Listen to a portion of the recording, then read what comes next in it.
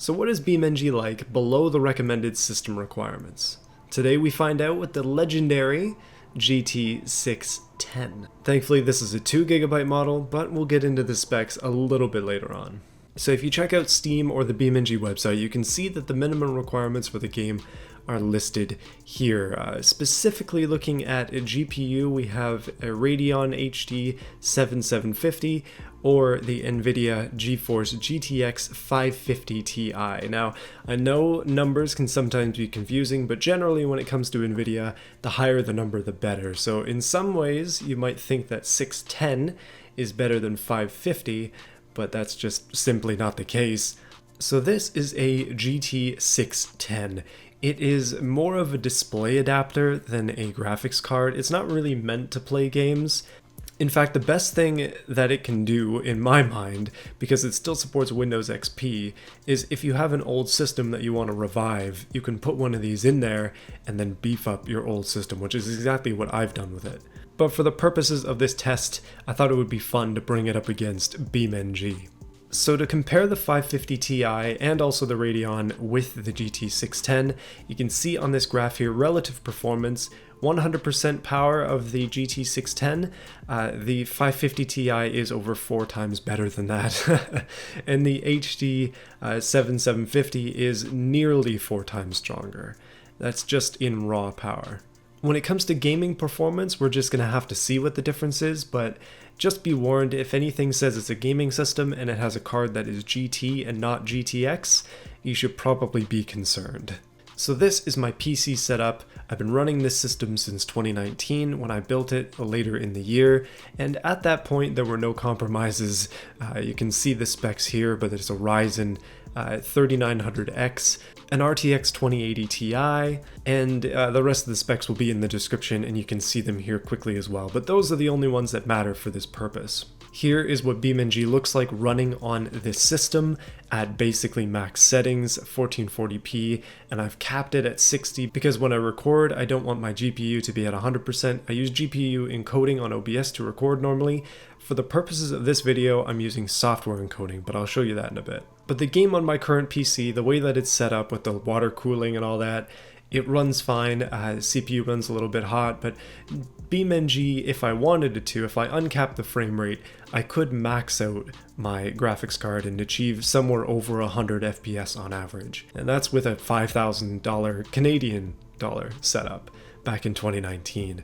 This graphics card is a $30 graphics card, and that was when it was new. So without further ado, it was time to take apart my old PC and put in the new card.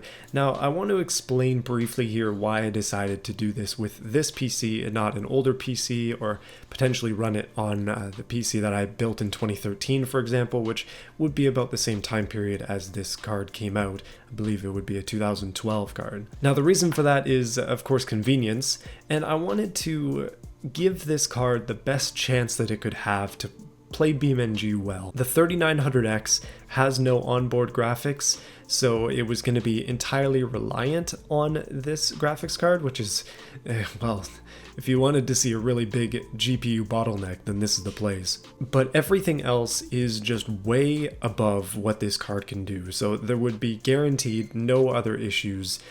It would all be resting on the GT610 to get BeamNG.drive to work. And as you can see, well, it did, just in an interesting way. Yeah, it's a bit of a delicate process to take apart a PC. It took me a while to get out my graphics card. For example, I didn't realize the thing was so stuck in there, but I took this opportunity to clean things up a little bit, and yeah, it's just fun to go back into this stuff. It took me a long time to put this system together, so if you're looking for something decent, and you can actually find a graphics card, then just get the upgraded versions of these parts and you're probably in for a good system. This is what the card looks like in the system. It's extremely small compared to an RTX 2080 Ti, way smaller, but it still has a little fan on there, so you know it's going to keep cool, and we will be showing the temperature throughout gameplay. So one of the first things I did was I made sure that the system was actually recognizing it, and I got the most recent driver that you can get for this card. It is no longer supported. So we're just running it with a 300 series driver, but that was all that we could get. It was a little bit concerning to see that it was running at 40% or so on the task manager, and that was with nothing really going on. And what I decided to do for this was run it on my 1080p monitor. I didn't want to run it on a 1440p just in case that would cause issues. So I just figured we'd just kind of bring it back a little bit old school and see if that helped it out. So one screen, not doing dual screens, and it seemed to be working fine even though I was recording with OBS. So basically what happened is I, with the system actually working and the drivers installed, just booted up BeamNG and did not touch the settings. And immediately the game was running, but it was running at 1 FPS, probably less, with 100% GPU usage and 5% CPU usage. But the reason this was happening is because the GPU was struggling to keep up with the game at max settings. It's just not even possible on Ultra. And I found that out the hard way. I had to close the game, open up the menu, and then redo the settings to look a little bit like this. So this is the game running on the GridMap V2, 768p lowest settings. You can see the frame rate is not good. CPU is at 5% and we're getting maybe 11 FPS, maybe maximum 12. It's not very playable. I would consider under 30 to be unplayable in most cases. Sometimes if it dips here and there, it's not a big deal, but this on average was 11 FPS. Not great. And that's when I made the decision to lower the game down to 640 by 480, still with the lowest settings. I believe at this point I actually had anti-aliasing on, which was a mistake, but we were still managing to get 27 FPS. Keep in mind that because I'm filming the screen here, and I'll tell you why in a second, but the reason that it looks so strange is because 640 by 480 is 4 by 3 and it's being stretched to 16 by 9. So it looks a little bit funky. We'll fix that in a bit. But you can see the frame rate is up significantly at this resolution. BeamNG is basically unplayable at anything except for 480p on this card. You can expect to get above 30 FPS though with this system setup. It's kind of funny to see that 37 FPS, that might be the highest we ever get. And so with the grid map out of the way, I decided to try out the West Coast map, and we're getting a pretty reasonable 18 FPS, somewhere in there. Now the reason that I'm recording these with my phone is because I didn't want to damage the frame rate by using OBS. I wasn't quite ready for that yet, but that is what's coming up next. So what you're seeing here is the pure stuff, and then soon we'll get into the recording stuff. Look at the CPU usage. It's about 7% on West Coast. Things are going to go up with the CPU because that's what was used for the encoding. I specifically tried to get the load off the graphics card, but I'm sure there was still a little bit in these next clips. Okay, so this is my first time running the game and actually recording it at the same time. As you can see, CPU usage is up a little bit. Graphics settings are still on their lowest. The menus are huge and it's very hard to navigate them because the frame rate in the menus is like 19 FPS. But we're still here in the West Coast map, and yeah, the UI doesn't go any smaller than this for some reason. It's just massive. I believe it's stuck at a higher resolution, and I'm not 100% sure how to change that, so I eventually just turned it off. But yeah, recording, we get 18 FPS on the West Coast map, and it looks like a bit of a slideshow. The recording encoding system, it being software, is not ideal, especially not when the GPU is this ancient, and also trying to run BeamNG at the same time. Like, it was struggling quite a bit. I decided that I would try out Italy, as Italy tends to be quite the demanding map to run.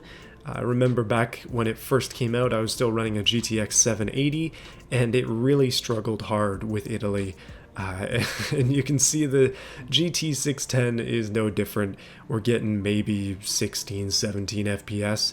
I did notice when I was down by the docks that if you turn and look at the water away from the city, that the frame rate goes up significantly, but in the actual city, even with the buildings basically popping in like PlayStation 2 graphics, honestly, the frame rate and everything is just worse than some of the Xbox original games that I've been playing. it's just horrible. Basically unplayable again. Also shown here in the recording, which I don't think is fully demonstrating that 14 FPS feel, but trust me when I say it's pretty darn choppy. So I decided that I would try out the Leap of Death map. Being a user map, it doesn't have as many things on it. It doesn't have as many trees. Actually, I don't think it has any trees. And it performed quite a bit better. I was averaging over 23 FPS, somewhere around there, maximum maybe 28, until you start looking down at the water, and then it gets a little bit lower. But then this is also the lowest possible settings in the game. I believe at this point I was still running AA, which was a little bit of a mistake, but I did end up turning it off a little bit later on after going for a bit of a tumble down the hill, just to kind of see what it would do with physics. I wasn't sure if physics were going to affect the render or if that was going to affect the CPU more.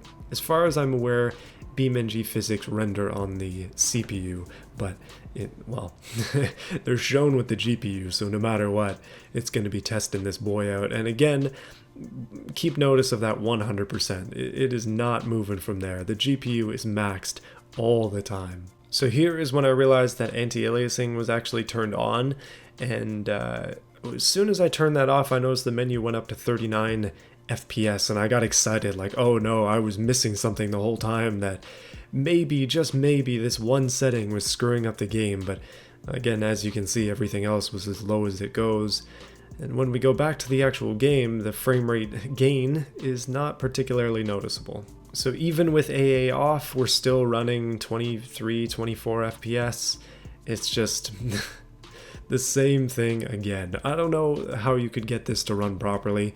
There must be a way to like downscale even further. If BeamNG ever adds DLSS or the AMD equivalent, then that would be great for graphics cards like this. Except they're probably not going to be capable of running it. And at the end of it all, I decided to take it back out of my PC, very hastily put back in my RTX 2080 Ti, and make sure that BeamNG and OBS settings were back to normal. I had to completely reinstall my graphics driver, but other than that, everything seems to be working fine. As for the GT610, it went back into my Vista PC, where it will stay, as it's going to be used as a display adapter to play some of the old games that I used to play, but back when that computer never had a graphics card, so it's kind of fun to go back. That's the computer I first started playing games on, like Need for Speed Most Wanted and stuff, so we'll see how they run with a graphics card instead of just on integrated graphics eventually. I just want to take a little bit of time to thank my grandfather for giving me this graphics card.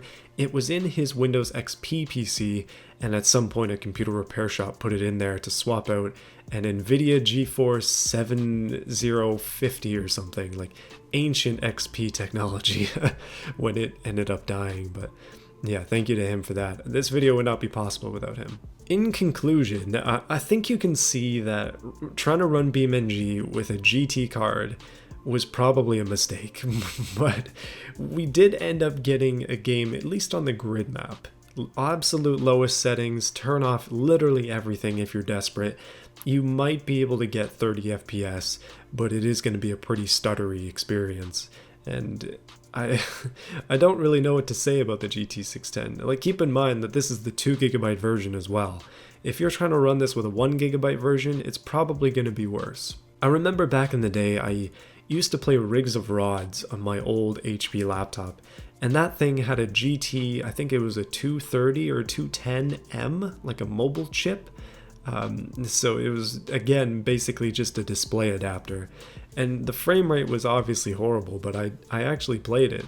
And I used to play other games on that too, like Borderlands 1 and Left 4 Dead, and I mean, I think I played Sleeping Dogs on that a little bit. The frame rate was horrendous, but that was back before I had any decent hardware, and man, you just gotta work with what you got. Looking at it now though, like, you've got so many better options than these GT cards, and if anything, like, you can just go back a couple of generations, buy a flagship for the same price as some of the low spec cards these days, and really enjoy yourself. Overall, I mean, some games might work on a GT610, but this was basically just an experiment to kind of see how things would go in BeamNG.drive. It's cool that BeamNG is this scalable. I think I talked about this in a previous video, but actually running it on some very low spec hardware kind of gives me some perspective. It's like, man, BeamNG can play on anything.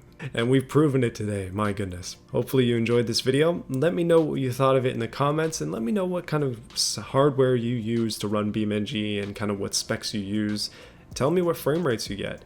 I'm kind of interested to see. If you have any suggestions for future graphics cards that I should try out in BeamNG, just let me know. I'm thinking about trying the 550 Ti setup to see how that actually plays and to see if it can indeed do 720p low settings. I'm sure it can. It's a lot more powerful than the 610. But yeah, make sure to like this video and subscribe if you want to see more content like this, and I'll see you again next time.